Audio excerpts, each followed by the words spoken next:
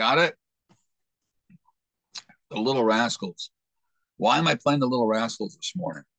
Well, as it happens to be, I was a little rascal in in high school. My parents moved like a bunch of times. I changed a lot of schools. I was always a new kid, and we ended up in Virginia, Nokesville, Virginia. That's where I went to high school for a while. And some of you don't probably know that, but that's true. Anyway, before I go into that exciting, incredible story, let me just tell you who I am. I'm Ted Cantu with the Miracle Mind Shift right here. And we talk about universal principles and universal law. And part of my company is called The Win. Then we do business stuff too. So this is the spiritual side of the show. Anyway, I'm your host, Cantu. I want to welcome you today. And I want to explain a little bit about cause and effect. And this show is about cause and effect, but also it's about a little something extra called instant karma, which doesn't happen to us quite often. There's unexpected miracles when things line up, when the stars line up perfectly and things happen. It's a combination of both cause and effect, instant karma. So you're going to get one of those stories today. I went to school in a backwards country town down south. It was Nokesville, Virginia. And I wasn't too well received down there because I got brown skin. I got Native American background. I'm also Mexican, which is a big no-no down there. You don't show up like that down there ever if you value your life, which my which my parents didn't really take into account. They moved me down there, and it was horrible. So I had a teacher who was a gym teacher who was very, very nasty. He could didn't actually say that he was against certain races, but he didn't like me. Treated everyone else fairly decent. He liked the backwoods boys a lot. He gave them a lot of favoritism.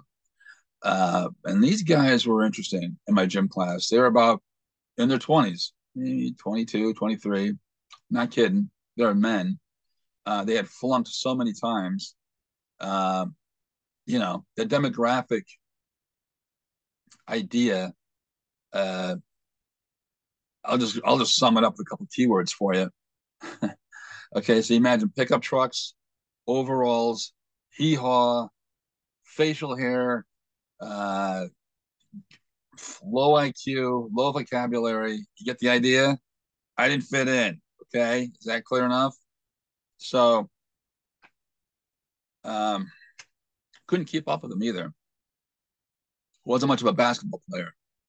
So this resentment built up quite a bit because I had flat feet and I couldn't keep up with the guys. And finally, I asked to be moved several times. Move me to another part of the gym or let me play with some other people, another sport. He said no. He said no. So keep in mind, I was an active cartoonist as a kid. I used to draw fantasies. I would draw elaborate cartoons of my enemies quite often. I was a big fan of Mad Magazine. I loved the crazy humor of that. And I had a really outrageous imagination and sense of humor. Albert Einstein says that having imagination is more important than having knowledge. Wow. Because of the quantum field and what you can bring in to reality, to manifestation. So didn't know that then, but so I would imagine like these outrageous stories of revenge, like we didn't like each other. And one day he pulled me out of the team and had me play volleyball with this guy named Brett. And I became friends with him. Brett had a lazy eye. Like he couldn't see really well out of one eye. And it kind of shifted to one area, but great sense of humor, great friend to me. And his parents moved all over the country because he was a military brat. So he was in the same boat as I was. Brett was built a lot bigger than me. So nobody really messed with him too much. And they stuck the two of us playing volleyball on this net. And I wasn't much of a volleyball player either, but I was kind of getting the hang of it. I liked it better than basketball, that's for sure. And I got kind of good at it after a while. And I like to serve, and that was my big thing. And I still like to play it. Actually, I'm pretty good with it. One of the few sports I actually like. Anyway, so what happened was one day we're playing, and it was my turn to serve. I'm going to show you a picture of my gym teacher here in a second. I took his name off because the guy died, and I don't want to embarrass his family or anything. But that you can see he's not a very happy looking guy, very ornery, never had a kind word for anybody, especially me. Um, and I remember he had like a bald spot in the back of his head, which is very significant. In about 2 seconds, I'll tell you what happened and why I remember it. When I went to serve, something supernatural took over. Whether it be the intention, setting up the intention, setting up the hatred that we had for each other, the animosity, whatever it was, the fantasizing about revenge, whatever. These things kind of came to a head, literally. And I took my arm and I cocked it back and I hit that ball. And that ball had a life of its own. The ball took off and it kind of like swerved, curved, and went right to my gym teacher, right to the back of his head. I tried to warn him. I tried to yell, and there was people playing basketball. They were yelling, screaming, cheering. There was echoes in the gymnasium, and he couldn't hear me. And I tried to tell him, "Duck, get out of the way, uh, move." And that ball had a mind of its own. It didn't go straight. It went to a wicked curve, a supernatural curve that I'll never forget. And that ball went straight out, took that hook and smacked him right in the head, right in the back of the head, like bang, like that, like a gunshot. And I watched that ball go straight up in the air, straight up in the air, and it hit the rafters of the gymnasium. And I was going like bing, pow, boom, bing. It was hitting all over the place. And I saw my gym teacher fall to his knees, knocked him to his knees. And he had a big red welt on the back of his bald head, about as red as that, right behind me here on the wind. Unbelievable, right? Right to his knees. And when he fell, he grabbed his head and he wobbled his knees. And he was like,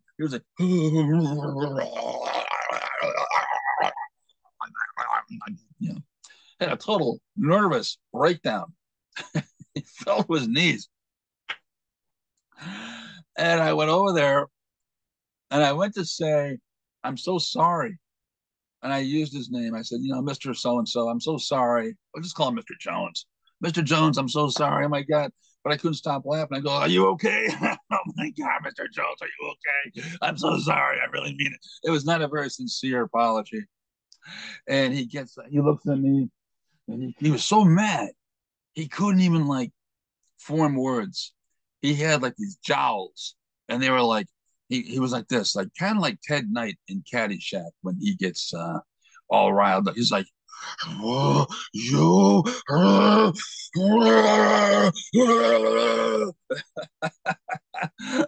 And I was trying not to laugh at him. And my buddy Brian, who was actually good, one of the few friends I had in gym class that had a sense of humor that actually kind of liked me. He's kind of a rock and roll hippie guy. He comes running over and he hand fires me right in front of him. The worst time. And he goes, "Oh, Cantu, man, that was hilarious. Dude, bro, that was hilarious, man." I go, "The guy's right here. Can you see him? I mean, like, show a little respect, man. Show like a little respect, a little respect." But he couldn't do it. He was just laughing too hard. Anyway, um, Mr. Jones yelled at my friend Brett because he, his eyes weren't right. And it was terrible. And he said to him, "You should have been more careful. You should have caught that ball." He yelled at him and he didn't yell at me. Uh, Unbelievable. And I never got sent to detention for that. And never, I only apologized then with a laugh, which is terrible. Now that I'm an adult, I look at it a little differently. Yes, it was terrible I hit him. Yes, it was terrible that I knocked him to his knees. Did he deserve it? Yeah, probably. Karmically, the universe thought so. The universe was on my side on that one. And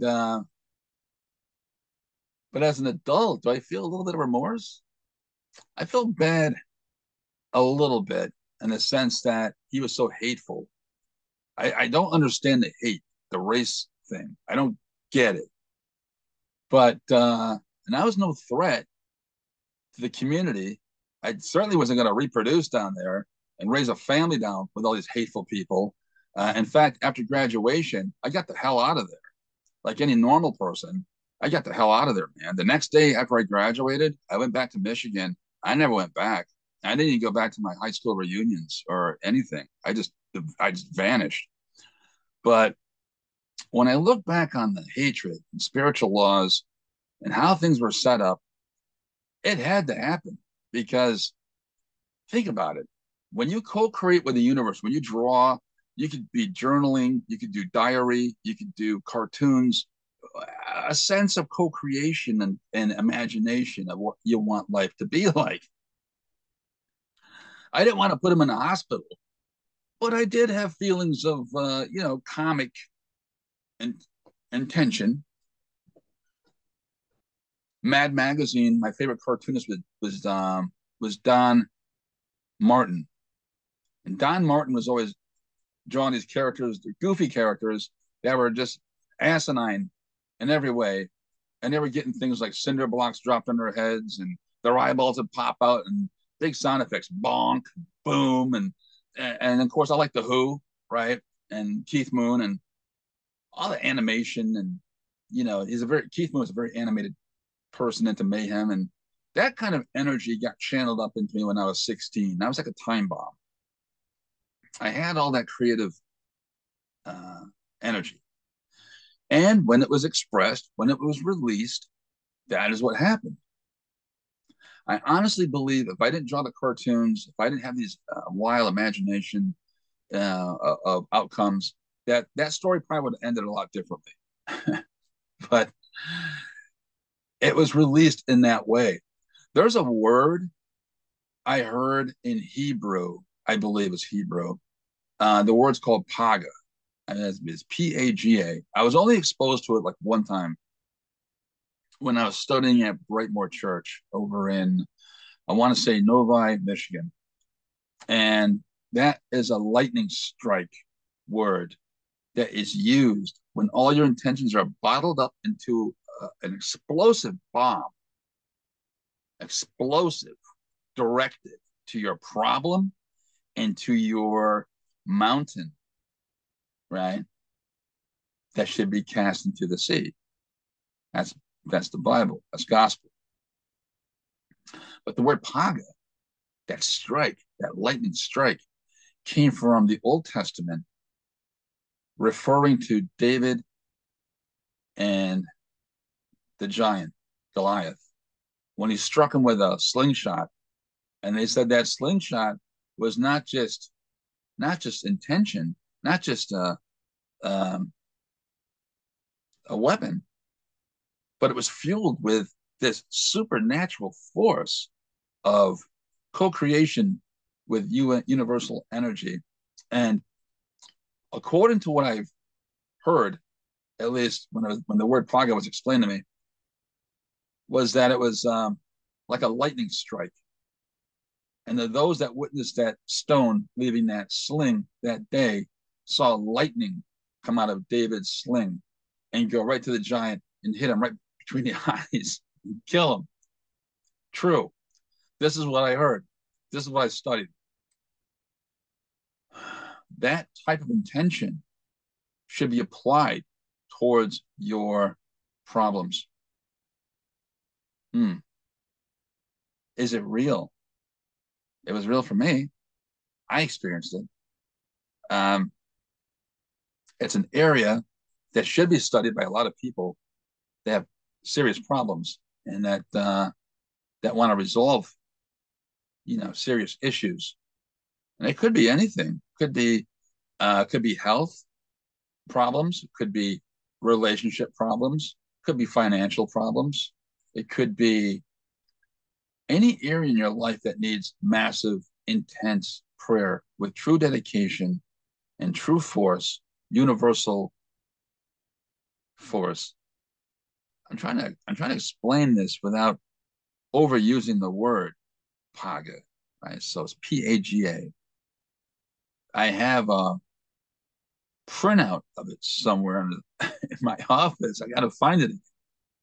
It's so fascinating. But there's about 2 pages worth of prayer on it. So that is cause and effect. Cause and effect. And everything you do has an effect. Everything you do has an outcome, whether you mean to or not.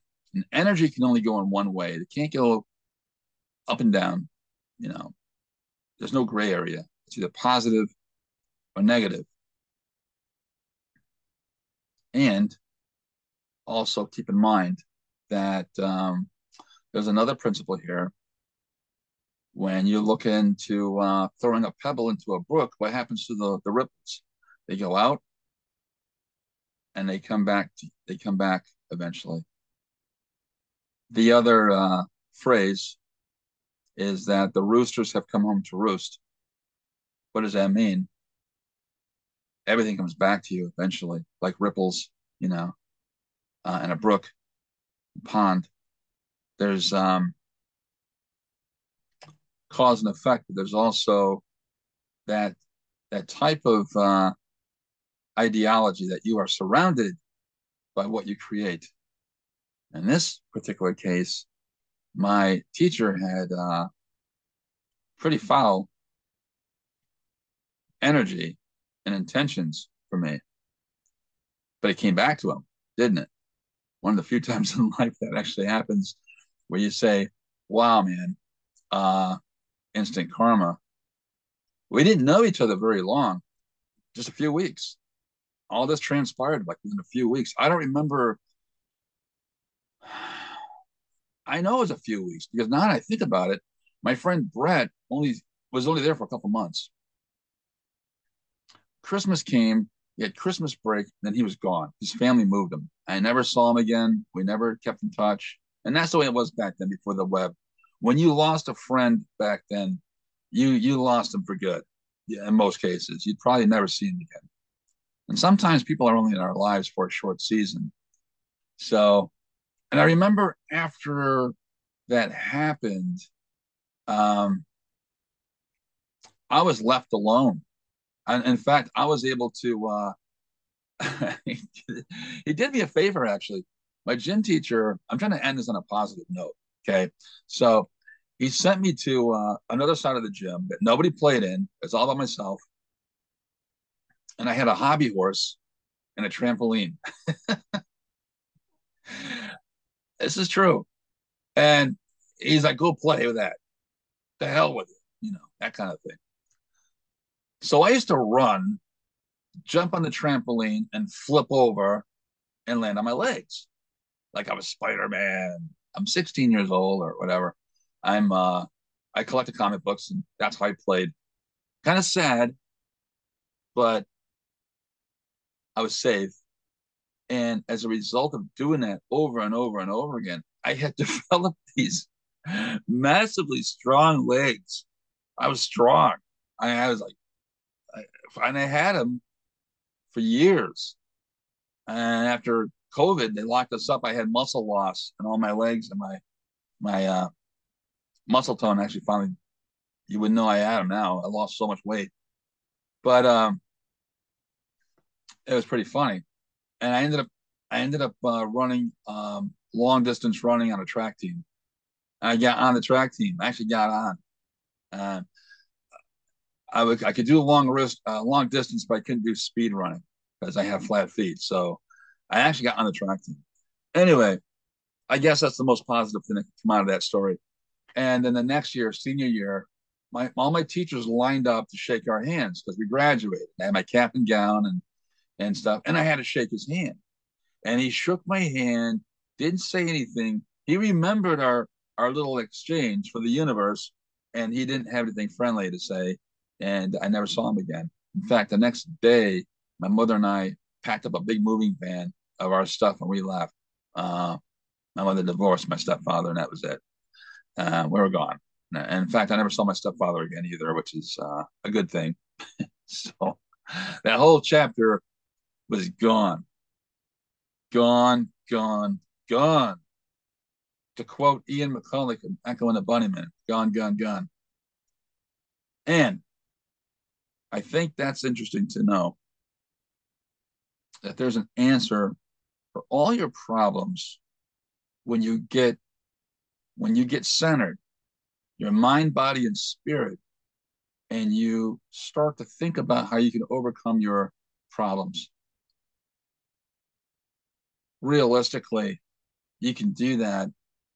It's best to have no racing thoughts and to get into like an alpha state to really get clear and focused on what it is that you want. What do you want?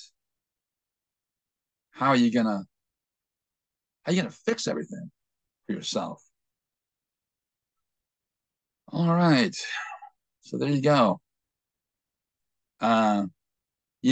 It has often been said that a lot of these spiritual and universal laws and practices have been hidden from the general public because the powers that be did not want to see these powers abused and misused, which is really interesting to me because in the wrong hands, it could be probably pretty dangerous, right? Maybe.